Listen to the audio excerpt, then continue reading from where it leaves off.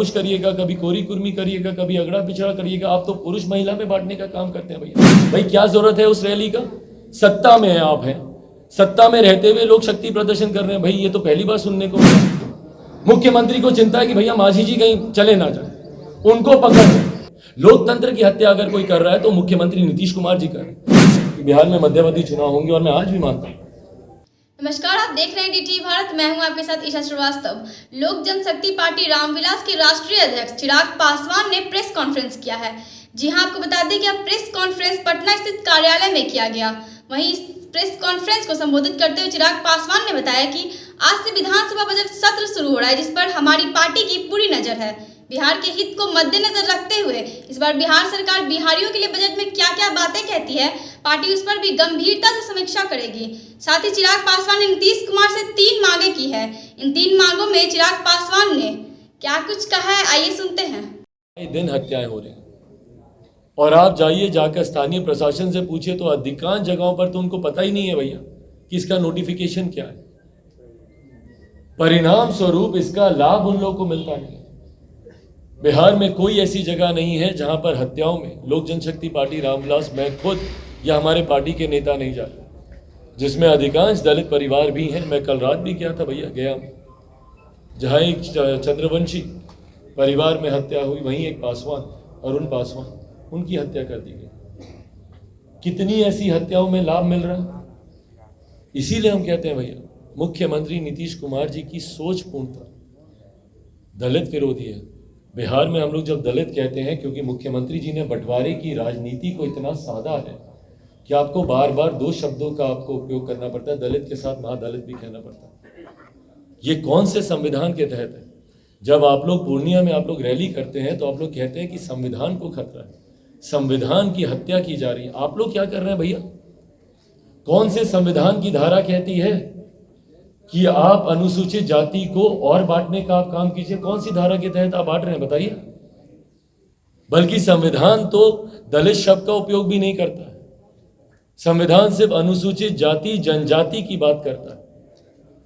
बोलचाल की भाषा में जरूर हम लोग दलित शब्द का हम लोग उपयोग कर लेते हैं, पर आपने तो उसको भी आगे बांटकर महादलित कर दिया भैया। ये कौन से संविधान के तहत आपने किया? एक प्रदेश के मुख्यमंत्री होने के नाते आपकी जिम्मेदारी है कि पूरे प्रदेश को आप एक साथ लेकर चलें, एक साथ मुट्ठी में बांध कर चलें। आप उसी में विभाजन करने का आप काम कर रहे हैं। तो बंटवारे की राजनीति आप कर रहे हैं कि नहीं कर रहे हैं? दलित महादलित हो, पिछड़ा अति पिछड़ा हो, कभी लवकुश करिएगा, कभी कोरी कुर्मी करिएगा, कभी अगड़ा पिछड़ा करिएगा। आप तो पुरुष महिला में बांटने का काम करते हैं भैया। क्या बयान दिए थे आप जनसंख्या को लेकर पुरुषों के बारे में? तो जो मुख्यमंत्री बांटने की राजनीति कर रहे हो, वो लोग जाकर बोल रहे हैं भैया कि संविधान की हत्या हो रही है। किस तरीके की बातें आप कर रहे हैं भैया उस मन से? आपको लगता है कि देश में कभी संविधान की हत्या होगी?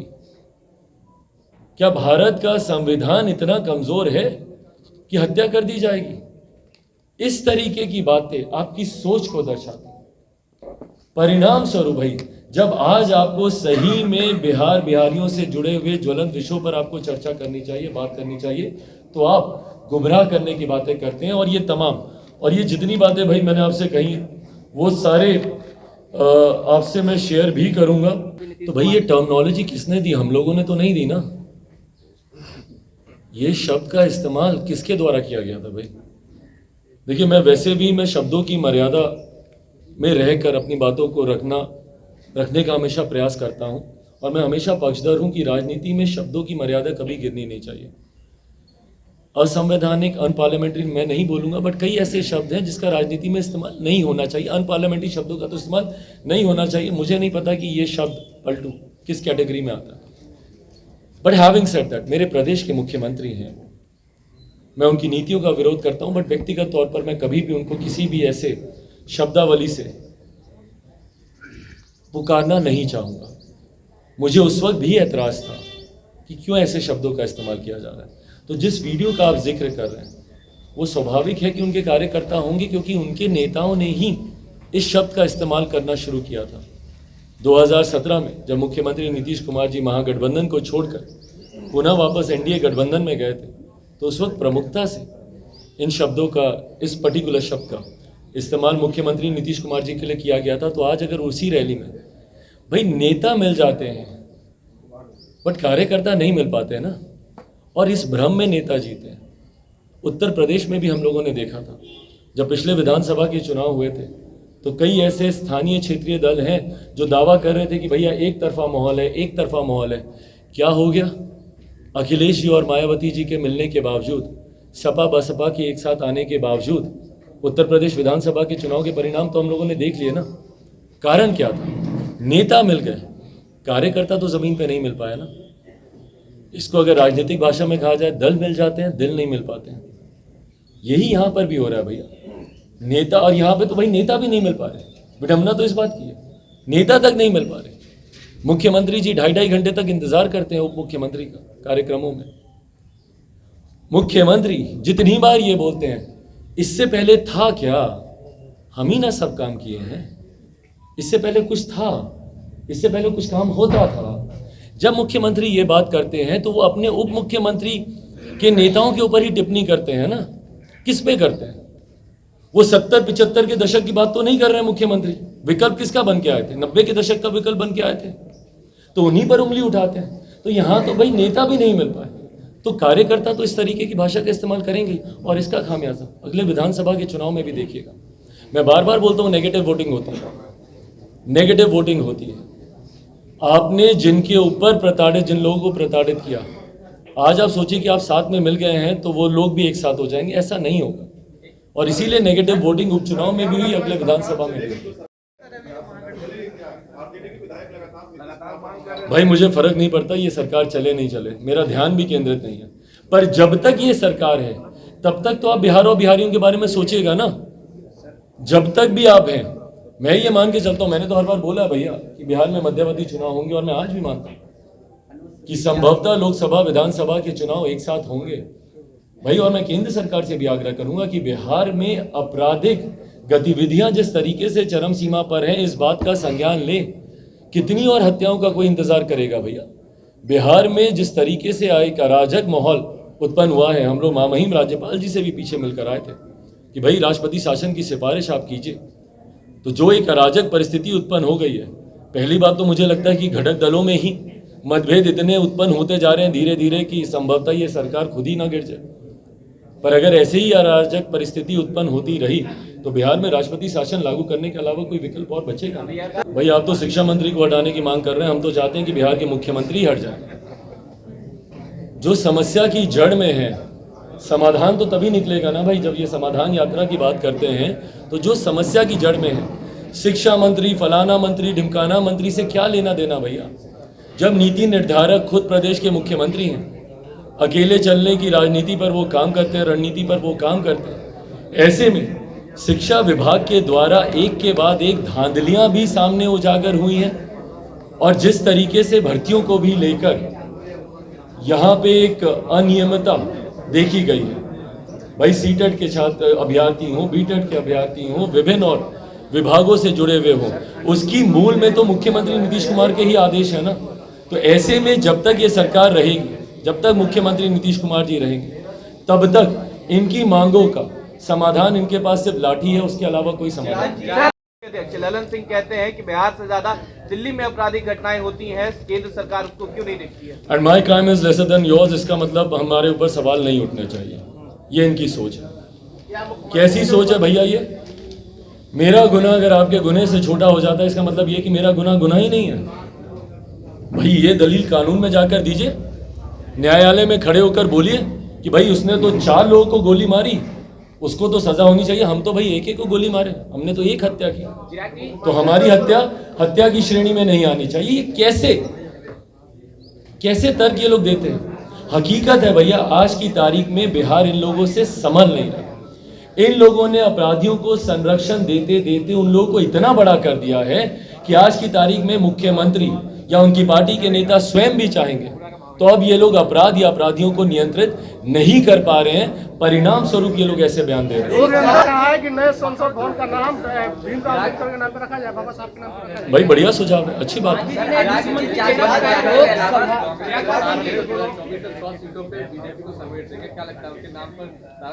भाई बताइए, 100 सीटों पे समय देंगे? जो खुद नेता विपक्ष की भूमिका में नहीं आ पा रहे हैं, वो लोग 100 पे समेटने की बात कर रहे हैं। और कैसे समेटिएगा भैया? मैं भी तो जानना चाहता हूँ। मुझे उनके बयान से एतराज नहीं है, पर जितनी बार वो ये बातें बोलते हैं व्यक्ति विशेष का विरोध दिखता है भाई, और कांग्रेस में ये गलती है या महागठबंधन के नेताओं में ये गलती है। आप अपना विजन तो बताइए भैया कि आपका विजन क्या है।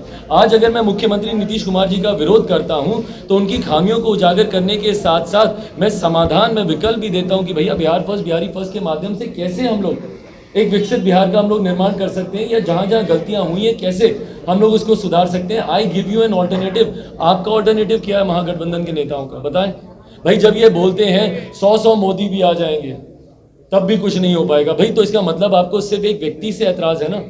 आपने ना उनकी नीतियों पर उंगलियां उठाई, क्यों नहीं आप महंगाई, भ्रष्टाचार, इन सब बातों पर आप बोल रहे हैं। आप सिर्फ एक व्यक्ति विशेष पे आप आरोप कर रहे हैं। इनकी महागठबंधन की रैली जो इन्होंने गृह मंत्री जी को अपनी शक्ति दिखाने के लिए की थी, भाई क्या जरूरत है उस रैली का।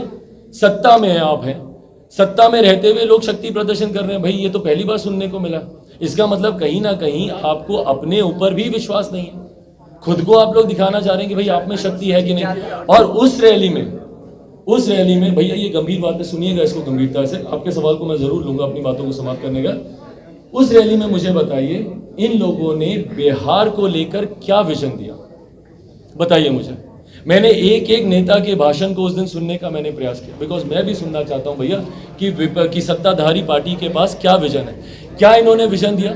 मुख्यमंत्री ने अपराध को लेकर, अपराध को नियंत्रित करने को लेकर अपने भाषण में क्या बातें कही, या मुख्यमंत्री ने भ्रष्टाचार को नियंत्रित करने को लेकर क्या बातें कही, या जो लोग सड़क पर पिट रहे हैं, छात्र हों, अभ्यर्थी हों, शिक्षक, उनको लेकर मुख्यमंत्री ने क्या बातें कही, या किसान को लेकर क्या बातें कही, या बिहार आने वाले दिनों में विभिन्न विकास के मापदंडों पर कैसे अगले पायदान पर जाएगा उसको लेकर इन्होंने क्या बातें की। वही घिसी पिटी बातें, सांप्रदायिकता, संविधान को खतरा, लोकतंत्र की हत्या। भाई हम लोग 2014 से सुनते आ रहे हैं, ये हत्या पिछले 10 सालों में तो हुई नहीं, अब ये हत्या हो जाएगी। 10 साल से हम लोग सुनते आ रहे हैं, 9 साल टू बी प्रिसाइज, बस 2013 से ही कैंपेन शुरू हो गया था, तब से ये लोग बोल रहे हैं लोकतंत्र की हत्या हो जाएगी। कहां हत्या हो गई भैया लोकतंत्र की, देश में चुनाव होने बंद हो गए भाई। लोकतंत्र की हत्या तो आप लोग कर रहे हैं जनादेश का अपमान करके, और एक बार नहीं 2 बार आपने अपमान किया, ये लोकतंत्र की हत्या है भाई। 2015 का जनादेश महागठबंधन के लिए सरकार चलाई अपने एनडीए के साथ, 20 का जनादेश एनडीए के लिए सरकार चला रहे हैं महागठबंधन के साथ, ये है लोकतंत्र की हत्या। लोकतंत्र की हत्या अगर कोई कर रहा है तो मुख्यमंत्री नीतीश कुमार जी कर रहे हैं। संविधान की हत्या कोई कर रहा है, दलित, महादलित, भाई अनुसूचित जाति शब्द का इस्तेमाल होता है संविधान में, आप संविधान की हत्या नहीं कर रहे हैं तो और क्या कर रहे हैं। इस तरीके की बंटवारे की राजनीति को, मुख्यमंत्री को चिंता है कि भैया मांझी जी कहीं चले ना जाए, उनको पकड़ रहे हैं, खुले मन से प्रलोभन दे रहे हैं कि आपको जो चाहिए भैया हम आपको देंगे। ये प्रलोभन की राजनीति नहीं है तो और क्या है भैया, कि आपको जो चाहिए हम आपको देंगे, पर आप कहीं जाइएगा मत। आपके विचार सिद्धांत कोई मायने नहीं रखते, आपको जो चाहिए हम देंगे, आप जाइएगा मत, क्योंकि एक नेता हमारे छोड़ के चले गए। तो भाई उस मंच पे बिहार बिहारियों के लिए क्या था। तो जब सामने खड़े हुए युवा जब ऐसा विरोध करते हैं तो वो विरोध स्वाभाविक है, क्योंकि आक्रोश को ये लोग समझ नहीं पा रहे हैं, है कि नहीं है। और भाई आप लोग तो जाने ही जाते हैं, क्योंकि आप लोगों ने तो सो कॉल्ड समीकरणों की राजनीति की है। मैं नहीं मानता भैया जात पात धर्म मजहब में, पर आप लोगों ने तो खुले मन से घोषणा करके, इनके घटक दलों ने खुले मन से घोषणा की है ना कि भाई हम MY समीकरण बना रहे हैं। समीकरणों की आप राजनीति करते हैं, मुख्यमंत्री खुद लव कुश गोरी कुर्मी क्या क्या नहीं करते रहते हैं। तो भाई क्या कर लिया आप लोगों ने। आज की तारीख में जो लोग बोलते हैं कि समाज के एक वर्ग का उत्पीड़न हो रहा है, तो भैया बिहार में 32 साल से आप ही लोग तो बैठे हुए हैं, तो क्यों नहीं वो समाज मुख्य धारा के साथ जुड़ गया। वो अनुसूचित जाति जनजाति हो, पिछड़ा वर्ग से आने वाले लोग हो, अल्पसंख्यक समाज से आने वाले लोग हो। और जब मैं अल्पसंख्यकों की मैं बात कर रहा हूं, मैं सिर्फ मुसलमानों की बात नहीं कर रहा हूं, मैं सिखों की भी बात कर रहा हूं, मैं जैन समुदाय से आने वाले लोगों की भी बात कर रहा हूं, मैं हर वर्ग की मैं बात कर रहा हूं। क्या कर दिया आप लोगों ने उनको मुख्यधारा के साथ जोड़ने के लिए। तो आपकी कथनी करनी में फर्क दिखता है। वोट बैंक की राजनीति जो लोग करेंगे उनका हर्ष यही होगा, तीसरे नंबर की पार्टी बने रहेंगे और कृपा पर मुख्यमंत्री बनेंगे। मैं मौजूदा बिहार की सरकार और हमारे मुख्यमंत्री आदरणीय नीतीश कुमार जी जो बड़े बड़े वादे करते हैं, पर कैसे ये सरकार और मुख्यमंत्री नीतीश कुमार दलित विरोधी हैं। और मैं एक दो और उदाहरण के साथ इस बात को मैं स्पष्ट भी करूंगा और पुख्ता करूंगा कि क्यों ये दलित विरोधी है। अनुसूचित जाति जनजाति विरोधी मुख्यमंत्री नीतीश कुमार जी और उनकी कार्यशैली में इनका ये दिखाई देता है। उनसे हम लोग ये मांग करते हैं 3 मांगे हैं जो प्रमुखता से हम लोग रखना चाहेंगे। पहली मांग, सामाजिक न्याय और अधिकारिता मंत्रालय भारत सरकार के पोस्ट मैट्रिक स्कॉलरशिप अनुसूचित जाति जनजाति योजना दिशा निर्देश 2021 को बिहार में तत्काल लागू करने हेतु अनुसूचित जाति अनुसूचित जनजाति कल्याण विभाग बिहार सरकार अधिसूचना जारी करे ताकि उसको इम्प्लीमेंट किया जा सके और ये फ्री शिप कार्ड का लाभ बिहार के भी अनुसूचित जाति जनजाति के छात्र उठा सकें। दूसरी मांग, पोस्ट मैट्रिक स्कॉलरशिप एससी योजना दिशा निर्देश 2021 के प्रावधानों के अनुसार योग्य अनुसूचित जाति के विद्यार्थी को फ्री शिप कार्ड जारी करने तथा पूर्ण ट्यूशन फी, हॉस्टल फी एवं अन्य अनिवार्य फी का भुगतान डीबीटी के माध्यम से छात्रों के बैंक खाते में करने का निर्देश SC/ST कल्याण विभाग बिहार सरकार अपने अधिकारियों को करने के लिए कहे। 2021 से ही इनको इसका लाभ मिलना चाहिए था, तो ये बैकलॉग भी इकट्ठा होता जा रहा है, तो ये बैकलॉग भी रिलीज किया जाए, ये अधिसूचना बिहार सरकार जारी करे। और तीसरी और अंतिम मांग, पोस्ट मैट्रिक स्कॉलरशिप योजना के तहत ट्यूशन फी, हॉस्टल फी एवं अन्य अनिवार्य फी के अधिकतम सीमा निर्धारित करने वाले SC/ST कल्याण विभाग बिहार सरकार की अधिसूचना 4061 दिनांक 16/5/2016 को तत्काल प्रभाव से वापस लिया जाए, जो भारत सरकार के पोस्ट मैट्रिक स्कॉलरशिप अनुसूचित जाति जनजाति योजना दिशा निर्देश 2021 के प्रावधान के खिलाफ है और योजना के मूल उद्देश्य को खत्म करने वाला है, जिसका मैंने आपके सामने जिक्र किया। जो कैपिंग इन्होंने कर दी है, उसकी जो एक अधिकतम सीमा, एक अपर लिमिट जो तय कर दी गई है, उस अपर लिमिट को हटा दिया जाए। ये इसके मूल उद्देश्य के ही खिलाफ है। जिस उद्देश्य के साथ इस योजना को बनाया गया, उसमें अगर आप इस तरीके से कैपिंग कर देंगे तो उस उद्देश्य को ही हम लोग पूरा नहीं कर पाएंगे। और जैसा मैंने इसकी शुरुआत में कहा कि मुख्यमंत्री नीतीश कुमार दलित विरोधी सरकार का नेतृत्व कर रहे हैं, ये तो एक उदाहरण है कि भैया कैसे अनुसूचित जाति जनजाति से आने वाले छात्रों को शिक्षा में, भाई आप उनके पढ़ने लिखने में, पढ़ाई में ही आप बाध्यता आप उत्पन्न कर रहे हैं। वो बेहतर तालीम, बेहतर शिक्षा हासिल ही नहीं कर पाए, उसमें आप गतिरोध आप उत्पन्न करने का प्रयास कर रहे हैं। ये तो एक उदाहरण है। दूसरा उदाहरण, आए दिन जिस तरीके से अनुसूचित जाति जनजाति से आने वाले लोगों की टारगेट किलिंग की जा रही है, और मैं टारगेट किलिंग इसीलिए कह रहा हूं, चौकीदारों को चुन चुन कर मारा जा रहा है। जो हम लोग की सुरक्षा के लिए तैनात है, उन लोगों को चुन चुन कर मारा जा रहा है। दलित युवाओं के साथ किसी की गला रेत कर हत्या कर दी जा रही है, किसी की गोली मार कर, बच्चियों के साथ सामूहिक दुष्कर्म किया जा रहा है, बलात्कार की घटनाएं सामने आ रही हैं। आप आंकड़े देखेंगे, आंकड़े दर्शाते हैं कि किस तरीके से अनुसूचित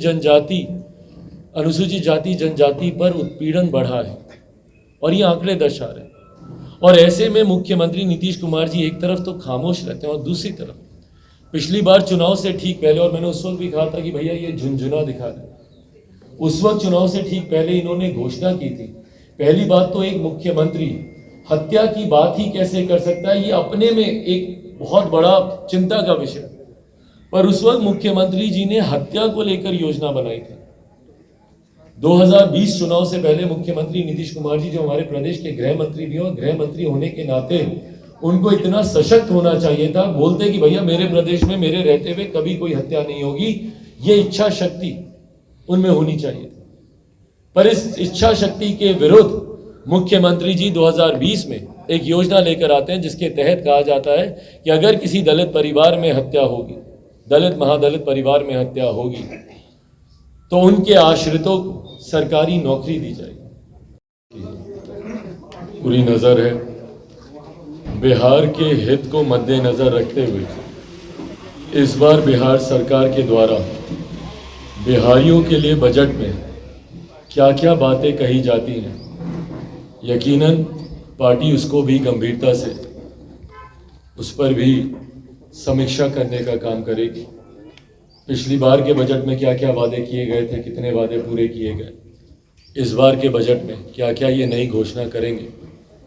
सकारात्मक दृष्टि से भी हम लोग देखने का काम करेंगे। ऐसा नहीं है कि हम लोग सिर्फ खामियां ही ढूंढने की बात इस बजट सत्र में पेश किए जाने वाले बजट को लेकर हम लोग करेंगे। जो सकारात्मक बातें हैं उसको ज़रूर हम लोग सराहने का भी काम करेंगे, पर हाँ, ये तुलना ज़रूर की जाएगी कि पिछली बार बजट में क्या क्या बातें कही गई, उनको कितना पूरा किया गया और इस बार के बजट में क्या क्या नई बातें कह रहे हैं। और वैसे भी मुख्यमंत्री नीतीश कुमार जी, कई ऐसे विषय हैं जो वो जानते हैं कि गलत हैं, उसके बावजूद जब वो उन विषयों का संरक्षण करते हैं।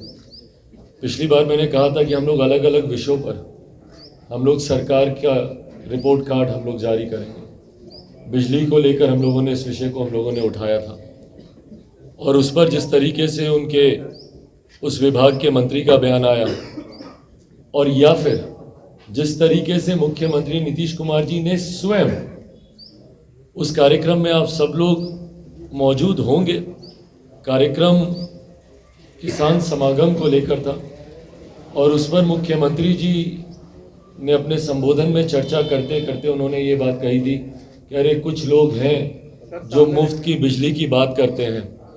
एक तो हमको ये समझ में नहीं आता कि भाई प्रदेश के मुख्यमंत्री हैं, आप कुछ लोग कौन, बताइए ना कौन लोग बात कर रहे हैं। भैया अगर चिराग पासवान मांग कर रहा है तो बोलिए भैया कि चिराग पासवान ने मुफ्त की बिजली की मांग की है, और ये भाई हक है, अधिकार है, ये मुफ्त की रेवड़ियों में नहीं गिना जाएगा, टैक्स पेयर्स का पैसा है ये। और जब हम किसी चीज के लिए ऑलरेडी आपको टैक्स दे रहे हैं तो सुविधाओं की अपेक्षा हम लोग रखते हैं।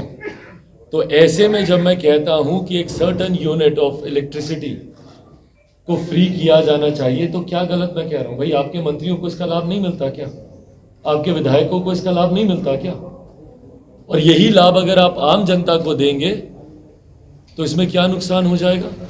पर जब आम जनता को देने की बात आती है तो मुख्यमंत्री बोलते हैं कि कुछ लोग मुफ्त की बिजली की मांग करता है। अरे उनको पता है कितना महंगा बिजली खरीदते हैं हम, भाई आप खुद ही कबूल भी रहे। यही बात तो उस दिन प्रेस वार्ता में पिछली बार आप लोगों के समक्ष मैंने रखी थी कि आप महंगी बिजली खरीद रहे हैं। क्यों महंगी बिजली खरीद रहे हैं मुख्यमंत्री जी? और आप खुद ही उस बात को स्वीकार रहे हैं कि हम महंगी बिजली हम खरीद रहे हैं। क्यों? ये महंगी बिजली खरीदकर महंगे दरों में बेचने का जो भ्रष्टाचार है, इसी को ही हम लोग उजागर करने का हम लोग प्रयास कर रहे हैं।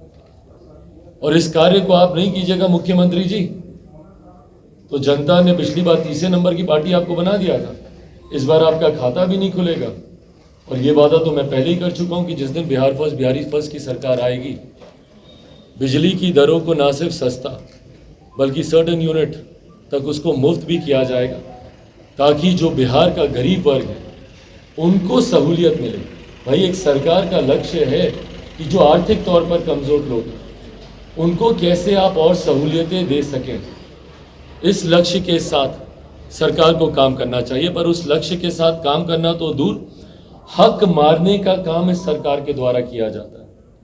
और आज इसी श्रृंखला में जो एक अगला विषय मैं आप लोग के सामने रखना चाहता हूं, वो अनुसूचित जाति जनजाति से जुड़े छात्रों को लेकर SC/ST योजना के तहत, जहां पर अनुसूचित जाति जनजाति से आने वाले छात्रों को स्कॉलरशिप देकर उनको उनकी हैंड होल्डिंग करने का प्रयास सरकारों के द्वारा किया जाता है। और इसमें केंद्र सरकार, राज्य सरकार, दोनों सरकारें इसमें मिलकर काम करती हैं। जहां पे 60% पैसा केंद्र सरकार का लगता है तो वहीं 40% पैसा इसमें राज्य सरकार के द्वारा दिया जाता है। ये लंबे समय से चली आ रही ये योजना है।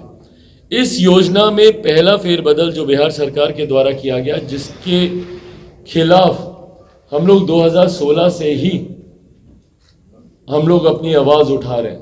2016 में भी जिस वक्त ये किया गया था, उस वक्त हम लोगों के तत्कालीन राष्ट्रीय अध्यक्ष आदरणीय रामविलास पासवान जी की मौजूदगी में मैंने स्वयं उस वक्त भी इस विषय को उठाया था। 2016 में भी हम लोगों ने कहा था कि जिस तरीके से कैपिंग कर दी गई है स्कॉलरशिप में, अभी तक होता क्या था 2016 तक कि अनुसूचित जाति जनजाति के छात्र जो इस योजना के लाभार्थी हैं वो कहीं पर भी जाएं, भले वो सेंट्रल यूनिवर्सिटीज़ हों, भले वो प्राइवेट यूनिवर्सिटीज़ हों, IITs हों, IIMs हों, जहाँ पे भी वो जाते थे, जितनी फीस होती थी उतनी स्कॉलरशिप उनको दे दी जाती थी। मैं सरल भाषा में बताने का प्रयास कर रहा हूँ, उतनी फीस उनको दे दी जाती थी। पर 2016 के बाद उसमें कैपिंग कर दी गई कि जो प्राइवेट उसमें जाके पढ़ाई करेगा उसको 15,000 मात्र उनको दिया जाएगा, या जो सेंट्रल की संस्थाएं हैं, केंद्रीय संस्थाएं हैं, उसकी कैपिंग 70,000 कर दी गई। IITs, IIMs को लेकर 90,000। तो भाई उसके ऊपर जितनी फीस है वो फीस उन छात्रों को अपनी जेब से देनी पड़ेगी। परिणाम स्वरूप, और ये आंकड़े भी सामने आए, परिणाम स्वरूप आप देखिएगा 2016 में जब से इस कानून को लागू किया गया, मात्र 1 साल के भीतर ही लगभग 1 लाख बच्चों ने, अनुसूचित जाति जनजाति से आने वाले 1 लाख बच्चों ने विड्रॉ किया। 2015-16 में 1,55,000 स्टूडेंट्स एनरोल्ड थे। 2016-17 में ये संख्या 1 लाख से ज्यादा गिरती है 1 साल में ही ड्रॉप आउट्स, और ये संख्या जो 1,55,000 थी वो 2016-17 में मात्र 37,372 रह जाती है। और साल दर साल इसी तरीके से हम लोग इसमें गिरावट देखते आ रहे हैं। कारण कैपिंग, पहले जो पूरी राशि मिलती थी छात्रों को, उस पे सीमा बांधने के बाद जो अतिरिक्त राशि है वो बच्चे नहीं दे पा रहे। परिणाम स्वरूप अनुसूचित जाति जनजाति के बच्चे जो शिक्षा हासिल कर सकते थे वो तालीम वो लोग हासिल नहीं कर पा रहे। ये एक विषय। इसी क्रम में केंद्र सरकार के द्वारा 2021 में इसी स्कॉलरशिप में कुछ और बदलाव किए गए। ये कैपिंग का विषय बिहार सरकार के द्वारा ही लागू किया गया, इसका हम लोग विरोध करते हैं। बट 2021 में केंद्र सरकार के द्वारा, सोशल जस्टिस मंत्रालय के द्वारा कुछ इसमें बदलाव किए गए। इस बदलाव के तहत मैट्रिक कक्षा से ऊपर पढ़ने वाले अनुसूचित जाति के बच्चों को फ्री शिप कार्ड मुहैया कराए जाएंगे, ये नियम बनाया गया, और ये देश भर के लिए था। इस नियम की शुरुआत सबसे पहले 2016 में हमारे आज के प्रधानमंत्री और तत्कालीन गुजरात के मुख्यमंत्री आदरणीय नरेंद्र मोदी जी के द्वारा इस फ्री शिप कार्ड की शुरुआत 2016 में गुजरात में की गई थी, और उसके बाद 2021 में इसको देश भर में इसको लागू किया गया। इस फ्री शिप कार्ड के तहत आपकी ट्यूशन फी, आपकी हॉस्टल फी, या इसी तरीके के जितने अतिरिक्त खर्च होते हैं छात्रों के, वो आपके सीधा डीबीटी के माध्यम से आपके बैंक अकाउंट में ट्रांसफर कर दिए जाते हैं। अभी तक छात्रों को दिक्कत आती थी, भैया ट्यूशन फी कैसे देंगे या हॉस्टल फी कैसे देंगे, देने में आगे पीछे हुआ तो हॉस्टल से निकाल दिया जाता था, ट्यूशन उनको देने से मना कर दिया जाता था। तो इस फ्री शिप कार्ड का लाभ उन अभ्यर्थियों को हो जो कि ये देश भर में उसका लाभ हमारे छात्र उठा रहे हैं, पर बिहार में इसको अभी तक लागू नहीं किया गया। बिहार में फ्री शिप कार्ड की योजना जो कि 2021 से ही अधिसूचना के बावजूद बिहार में इसको लागू नहीं किया गया। तो इस्तेमाल करना चाहिए छात्रवृत्ति का ये पैसा छात्रों के अकाउंट में जाने के अलावा बाकी सब जगह जा रहा है। ये भी अपने में एक बहुत बड़ा भ्रष्टाचार है। और ये मैं नहीं कह रहा भैया, ये कैग की रिपोर्ट है। कैग की रिपोर्ट आप बोलेंगे, मैं आपके साथ में साझा भी करूंगा, बट ये कैग की रिपोर्ट कहती है कि किस तरीके से इस पैसे का इस्तेमाल छात्रों के लिए होना चाहिए। छात्रवृत्ति के इस पैसे का इस्तेमाल आप विभिन्न तरीके के और कार्यों के लिए कर रहे हैं। परिणाम स्वरूप केंद्र सरकार ने कई योजनाओं में इनको राशि आवंटित करना कम कर दिया, या कुछ जगह तो ऐसी जानकारी आ रही है कि भैया प्रधानमंत्री आवास में पैसा रोक दिया गया है। क्यों? क्योंकि उस पैसे का इस्तेमाल नहीं किया जा रहा। आप बार बार बात करते हैं भैया विशेष राज्य का दर्जा मिले, विशेष राज्य का दर्जा मिले, तो जो आपको पैसा मिल रहा है ऑलरेडी केंद्र सरकार से, पहले उसका तो यूटिलाइजेशन ढंग से हो। उस पैसे का तो आप इस्तेमाल आप कर नहीं पा रहे। कितनी ऐसी केंद्र सरकार की योजनाएं हैं जिसकी राशि वापस चली जाती है, लौटानी पड़ती है। क्यों? क्योंकि उसका इस्तेमाल नहीं हो रहा। और ऐसे में आप बिहारियों को बरगलाने के लिए, उनको भ्रमित करने के लिए आप बोलते हैं भैया केंद्र सरकार विशेष राज्य का दर्जा दे, विशेष राज्य का दर्जा दे। तो जितना पैसा आ रहा है पहले आप उसका तो आप 100% यूटिलाइजेशन कीजिए, और जिस योजना के तहत वो पैसा आ रहा है उस योजना में इस्तेमाल करने की बजाय विभिन्न और कार्यों के लिए आप उस पैसे का आप इस्तेमाल कर रहे हैं। क्यों? ये डाइल्यूशन क्यों किया जा रहा है भैया? मैनिपुलेटेड फिगर्स सामने आ रही हैं। क्यों? भ्रष्टाचार की वजह से ना, ताकि इस पैसे को डाइवर्ट किया जाए और उस पैसे को कुछ लोग, कुछ अधिकारी और कुछ नेता अपनी जेब में उस पैसे को रख लें। इस सोच के साथ किया जा रहा है। कैग की रिपोर्ट पर बताएं मुख्यमंत्री नीतीश कुमार जी, क्या जवाब है उनका? जब कैग कह रहा है इस बात का कि भाई इन पैसों का उपयोग सही जगह पर नहीं हो रहा है कोई जवाब? तो हम लोग भाई मांग करते हैं बिहार सरकार से कि बिहार सरकार इस विषय को गंभीरता से ले।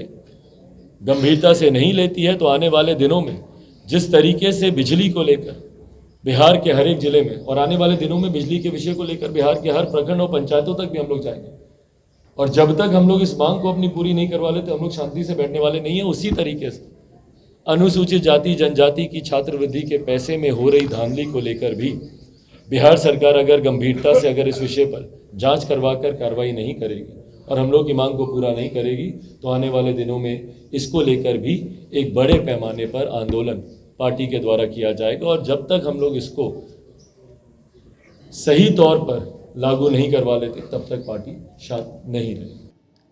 तो सुना आपने कैसे चिराग पासवान ने सुधाकर सिंह के बयान पर बताया कि यह सब ध्यान भटकाने वाला विषय है। बिहार के नेताओं को ज्वलंत विषय पर ध्यान केंद्रित करने की आवश्यकता है। ऐसे ही तमाम खबरों के लिए आप बने रहिए DTV भारत के साथ। नमस्कार।